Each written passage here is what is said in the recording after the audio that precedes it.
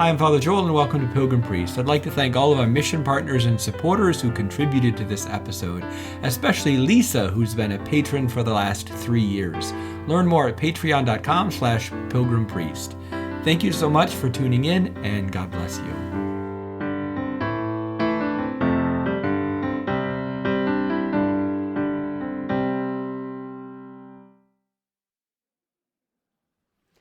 So the blind man lives in the city of Jericho, and Jericho is a symbol in the Bible for this world, the powers of this world, the kingdom of the earthly kingdom that opposes the heavenly kingdom. Remember that when the Israelites wandered in the desert for 40 years and they were finally ready to enter the promised land, they crossed the Jordan River following the Ark of the Covenant, and then they immediately come across Jericho, which is this sort of highly fortified city. And they have to take Jericho, but it looks like it's above and beyond their abilities. So Jericho goes into siege mode, which ancient cities were good at that, anticipating they'd be attacked. They had big walls, and so the Jews march around the outside of the city once each day for 6 days, and then on the 7th day they march around the city 7 times. And at the end of that 7th time, they blow the trumpets and they give this huge cheer, and the walls collapse.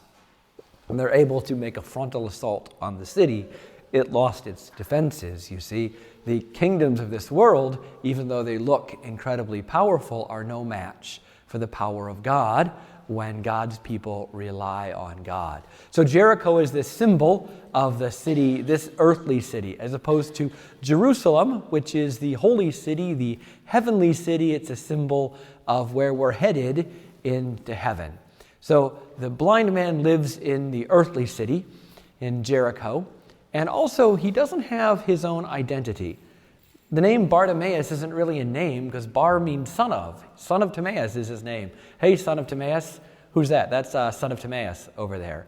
He doesn't have his own name. He's known by his dad's name. I don't know exactly why that is. If his father was well known, maybe having a blind son was a shame for the family, and this is something, I don't know. But whatever it is, the earthly city has not given Bartimaeus his true identity. And even though he's blind, he can see more clearly than the people around him because they see Jesus as a kind of an attraction, a phenom, something we've heard about it, let's see what this man's up to. But Bartimaeus is moved. He sees Jesus as God's presence in the world. He recognizes him as the Son of David, which is a sign of his messianic calling. So he calls upon him, Jesus, Son of David, have pity on me, and the world tries to shush him. Don't, shh. Well, he keeps calling all the louder, and then Jesus calls him over. Now, you'll notice that he springs up, leaving his cloak behind. His cloak is probably his only possession. That was not only used for bad weather, but it was also something that folks would sleep in, like a blanket. So chances are he sleeps under a bridge or in a corner somewhere in his cloak. Also, as a blind person, you don't want to leave your stuff laying around. You don't know that you can find your way back to it. And even if you did, you don't know that somebody might have nabbed it and you wouldn't have ever seen what happened, right? But he realizes that he doesn't need anything but Jesus. This is a sign of discipleship, his willingness to leave everything and follow Jesus. What do you want me to do for you? I want to see. Your faith has saved you. Go your way. And he's able to see. His eyes are opened. And this is interesting. Then he follows Jesus on the way. So he moves from the city of Jericho, the kingdom of this world, to now he's a disciple of Jesus, and he's on a journey to Jerusalem.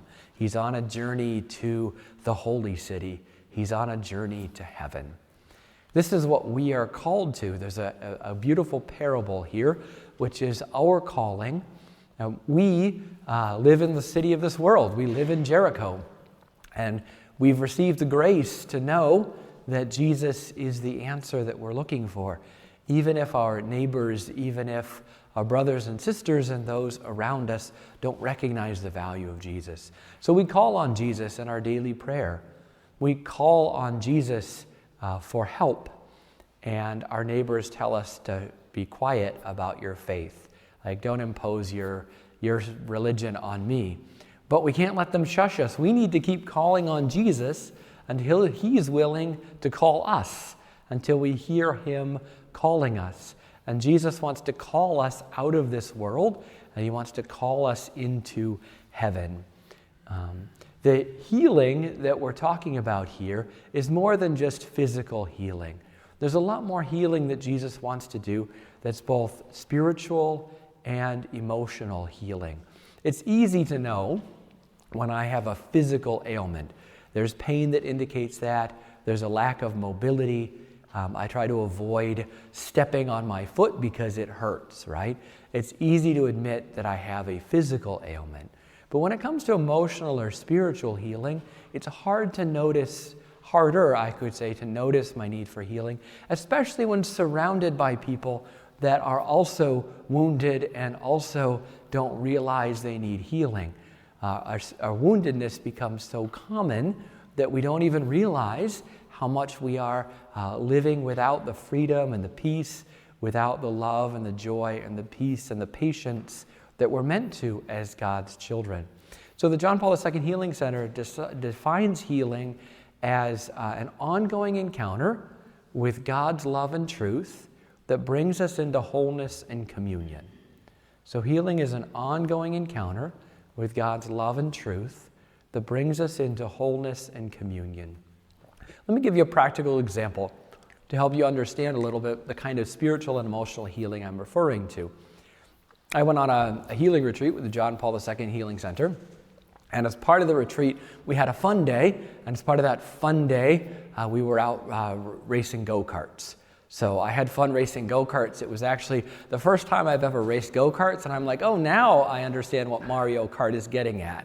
Like, it's the digital version of go-karts, which is fun, except all go-karts go the same speed. And so if you get behind somebody, it's like it's really hard to pull out and pass. If they know what they're doing, they're taking the most efficient line, and then you're riding behind them in a cart that's basically as fast as their cart. So every once in a while, you can figure out a really clever move to and then create a wreck, actually, but try to get back around the other person. Or you just slow down until someone comes up behind you, and then you're the one in the lead, you know? It's an endless track, right? Well, the next day, after this fun day, we had a little prayer thing, and I remember telling somebody, I said, something that came up during go-karting felt like my childhood, in the sense that I have an identical twin brother who's 2 minutes older than me, and he tends to see himself as a winner. And that means that much of my experience of childhood was riding behind my brother, like trying to catch up with him. But then the problem is, because he sees himself as a winner, if I would beat him at something, he wouldn't want to play anymore. Because he needed to win. And so I was this experience of trying really hard to get around the other person, and then when you did, he was like, oh, I'm done now, Well, what fun was that, right? So that kind of left me scarred. It left me with this frustration. In fact, competition wasn't a safe place for me, because if I would win, then I would be afraid that the other person would be mad at me. So I went through a phase where I would play cornhole or go axe throwing or something, and I'd start to get really far ahead, and then suddenly my game would get terrible and I didn't know why. Well, it was me subconsciously not wanting to ruin a friendship by being the winner because of all these experiences with my brother. And so in the prayer time, we prayed about it, and what came up was they also make double go-karts, which have bigger engines. But in the vision that came to me was that Jesus wanted to ride along, or was riding along with me, kind of like in a double go-kart, and that Jesus didn't see me as competition. He wanted to be there together. And so whether or not I beat my brother, it didn't change my identity. It didn't change my value. So this was an encounter that I had with God's love and God's truth that helped me find a little more wholeness and a little more communion. It started to matter less to me, these other relationships, because I had a relationship with someone who was going to be with me no matter what, who would love me no matter what. So not too long ago, I was playing board games with a priest friend, and this priest friend also gives me a hard time every time I beat him. And as we were playing, it dawned on me, you know what? I can win or I can lose, and both of them are okay. Like, if I beat him and he's mad at me, who cares, right? That's his problem. That's not my problem.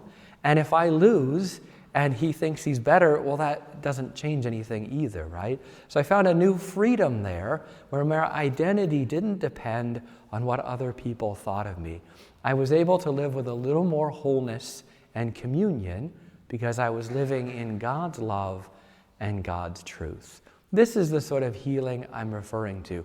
That my truth was me riding behind my brother in the go-kart kind of image and always feeling like the loser, but God's truth was that whether I won or lost these races as kids didn't matter to my identity. It didn't change who I am and how God sees me. So the second reading, or the first reading from the Old Testament, is an image of the exile, the end of the exile. And God's gathering all the people back together, including the blind and the lame, the young and the old. They're all coming back to Jerusalem. They're all coming back to Israel. But it also, to me, is a beautiful image of heaven. Here's Jesus, who's gone to this world to rescue us from Jericho, to open our eyes. He's then leading home the people that are willing to follow him, that are willing to accept his love and his truth. And he's leading them into the heavenly kingdom, young and old, blind and lame. Ultimately, in heaven, every wound will be healed, both physical and spiritual. But and on this journey, we have this sort of ongoing encounter, this ongoing healing. But it's also an image of Sunday Mass, because everybody gathers here, the young and the old, the blind and the lame.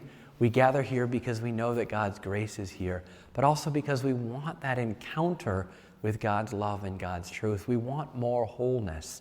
We want more communion. And we're not willing to settle for living a wounded life. We're not willing to settle for what the world is willing to offer us. We want to live in God's love and God's truth. And so we come here to encounter that and to allow it to give us deeper wholeness and communion. That means that we need to keep calling on Jesus until Jesus calls on us. That means that we should be saying, Jesus, Son of David, have pity on me.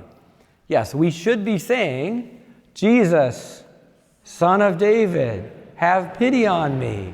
We need to be crying it out even louder. Jesus, Son of David, have pity on me. Even if they shush us, cry out all the louder. Jesus, Son of David, have pity on me.